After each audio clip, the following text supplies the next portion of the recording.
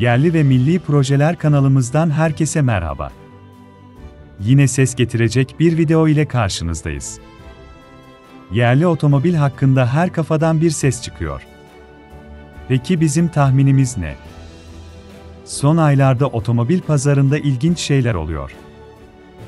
Bir taraftan satın alınacak sıfır otomobil bulunamazken diğer tarafta ikinci elde fiyatlar uçuşa geçiyor. Hatta Covid-19 salgını sırasında bir ara Türkiye pazarı Avrupa'da ikinciliğe kadar yükseldi. Fiyat ve otomobil tedarinin bu kadar öne çıktığı ortamda bir de TOGG'un fabrika temeli atılınca ister istemez dikkatler yerli otomobil markasına yöneldi.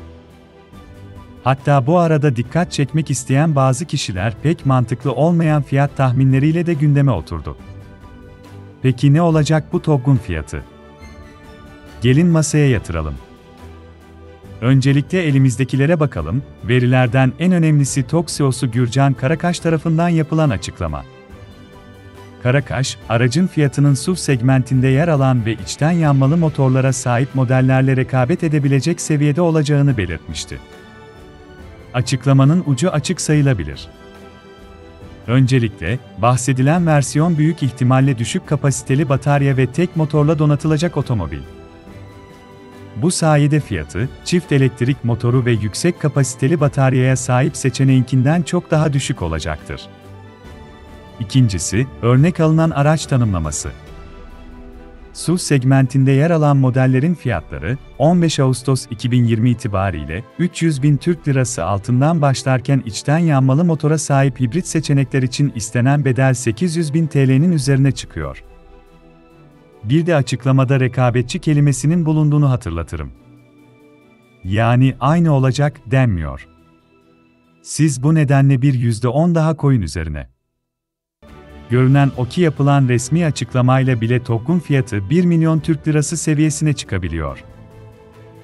Dövizle işimiz olmadığını söyleyenler olsa da bir kenara yazalım, 110.000 euro civarında bir para demek oluyor bu. Peki ticari olarak bakarsak durum ne? Bu konuda iki yol izlenebilir.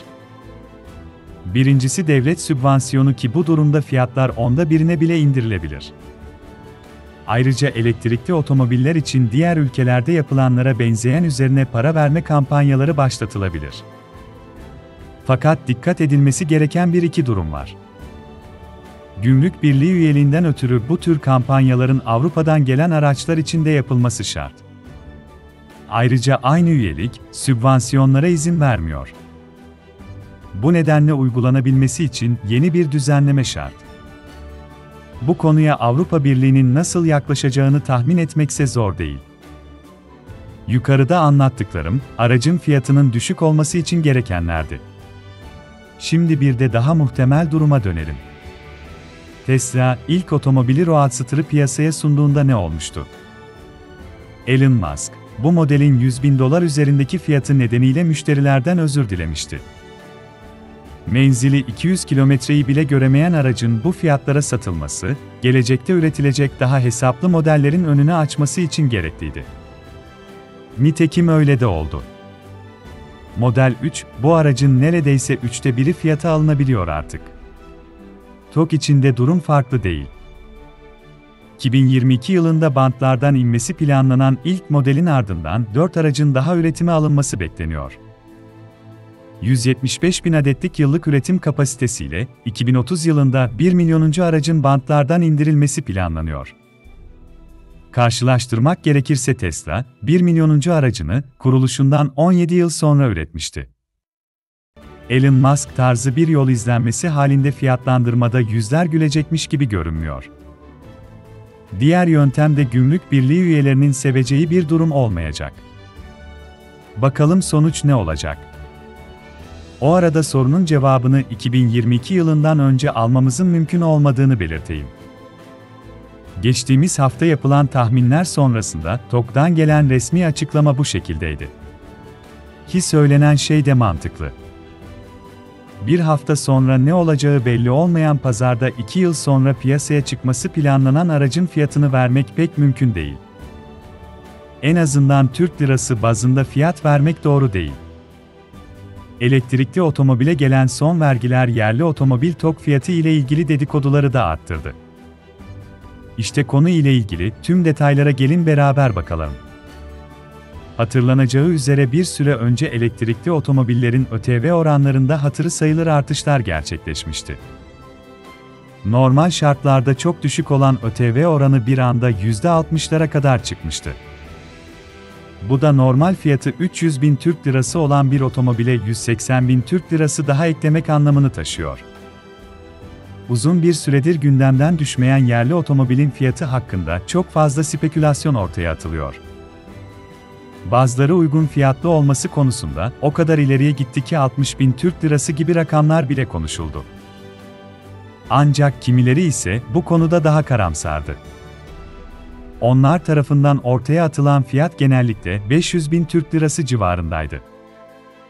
Fakat TOGG için belirtilen yeni etiket bu tahminlerin de ötesinde. Eğer hükümet TOGG için bir ayrıcalık tanımazsa menzili ile rakiplerini kıskandıracak olan TOGG'un fiyatı beklenenin çok daha ötesinde olabilir. Öyle ki yapılan hesaplamalar TOGG'un yaklaşık olarak 1 milyon TL'lik etikete sahip olacağını gösteriyor. Elbette bu etiket fiyatı 2023 için düşünülmüş. Yani günümüz koşulları ile bir fiyatlandırma yapılmamış.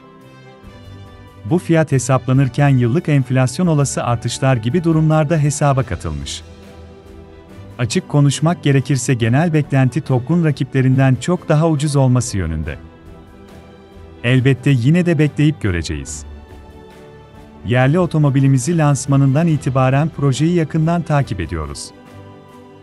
Yerli ve milli projeler YouTube ekibi olarak bu hafta YouTube kanalımızı karıştıracak bir soru soruyoruz.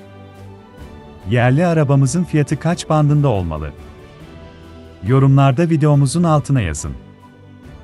Yerli arabamızın fiyatı 300.000 Türk Lirası bandının altında mı, yoksa üstünde mi olacak sorusunu size soruyoruz. Tahminlerinizi yazın ve bu konuyu detaylıca tartışalım. Daha fazla içerik için kanalımıza abone olun. Selam ve dua ile. Ayrıcalıklardan yararlanmak için bu kanala katılın.